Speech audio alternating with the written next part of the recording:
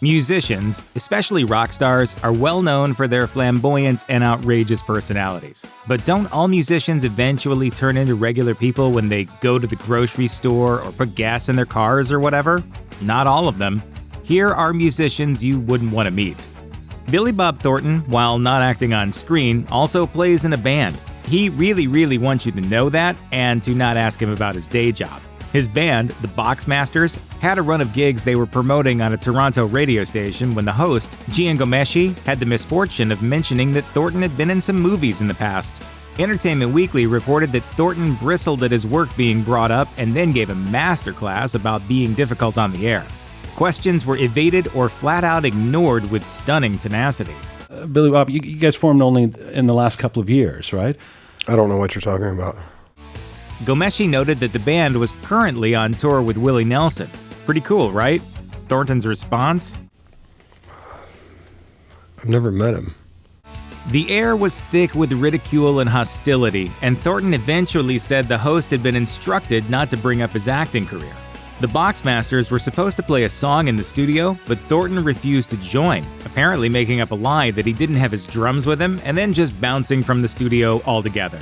Funnily enough, the Toronto shows he was promoting ended with the band being booed because of his on-air antics, according to Rolling Stone.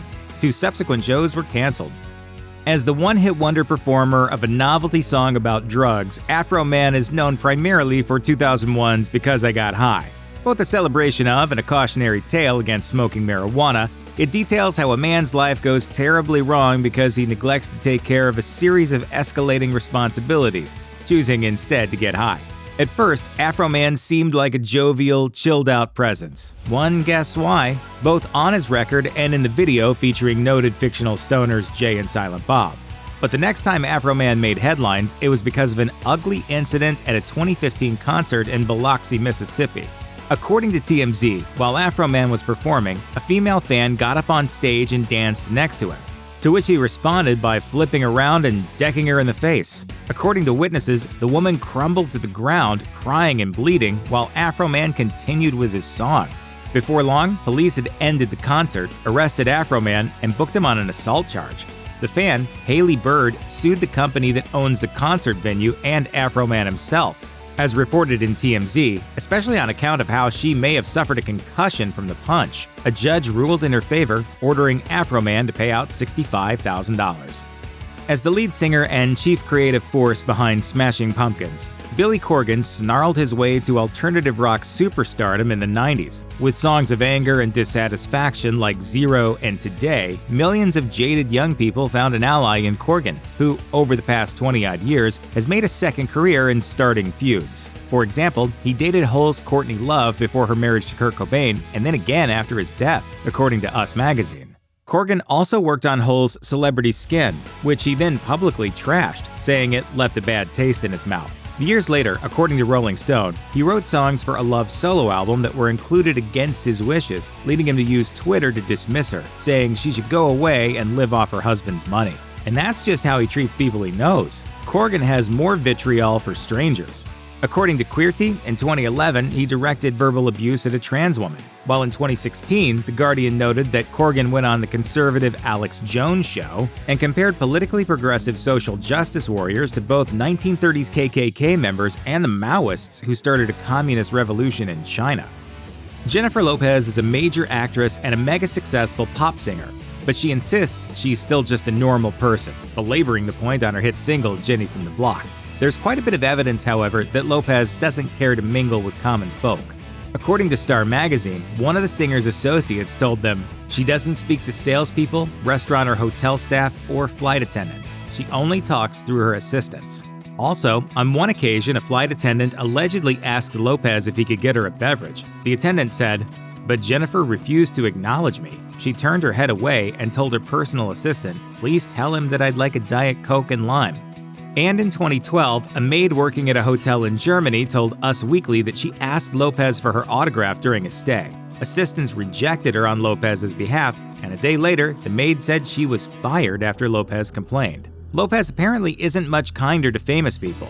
In a 1998 interview with Movie Line, she gave her shockingly unfiltered opinions of her actress competition. Lopez called Cameron Diaz A lucky model who's been given a lot of opportunities I just wish she would have done more with. She also noted that Winona Ryder, quote, gets nominated for Oscars, but I've never heard anyone in the public or among my friends say, oh, I love her. Gwyneth Paltrow may have gotten the worst of it though, as Lopez said she couldn't, quote, remember anything she was in.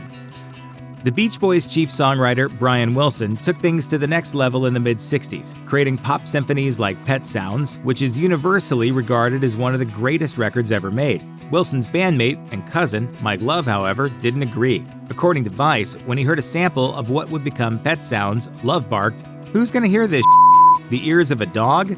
Ironically, that gave Wilson the idea to name it Pet Sounds. Love would also go on the offensive several times. In 1992, according to Associated Press, he successfully sued Wilson for songwriting credits on dozens of old Beach Boys tunes. In 2005, according to Today, Love sued Wilson again, claiming he, quote, shamelessly misappropriated their band by distributing a Beach Boys CD to promote Smile, his solo album that had originally been a Beach Boys project in the 60s. According to Rolling Stone, Wilson scrapped that album because Love had been so critical of it. Brian Wilson isn't the only seemingly untouchable icon to earn Mike Love's ire. On the night the Beach Boys were inducted into the Rock and Roll Hall of Fame in 1988, Love went off on the Beatles and the Rolling Stones. The Beach Boys have continued to do we did about 180 performances last year. I'd like to see the mop tops match that. Love then continued the challenge, saying, I'd like to see Mick Jagger get out on his stage and do I Get Around versus Jumpin' Jack Flash any day now. Tommy Lee was a founding member of Mötley Crüe, one of the most proudly debauched and depraved bands in rock history. It's all laid out in mind-blowing detail in the collective Crüe bio, The Dirt. Although Lee got into some antics on his own, such as an off-and-on relationship with Pamela Anderson that resulted in a lucrative honeymoon tape, as well as some jail time. Per the Los Angeles Times, Lee had a long rap sheet of violent charges, which a California judge noted in 1998 when he sentenced the drummer to 6 months in jail plus 3 years probation for spousal battery. Lee reportedly assaulted Anderson while she was holding their baby son because she wouldn't tell her parents to cancel a visit. MTV News reported that Lee was later charged with inciting a riot at a 1997 concert after he assisted bandmate Nikki Sixx in pouring beer on a security guard's head. According to Court TV, Lee was sued on another occasion when a 4-year-old boy drowned in his swimming pool during his son's birthday party. He was cleared of any wrongdoing there, but Lee got himself back in the news once more in 2018, when The Blast reported that he landed in the hospital after a fistfight with his adult son. What a mess. If you or someone you know is struggling with domestic abuse, please call or chat online with the National Domestic Violence Hotline at 1-800-799-7233.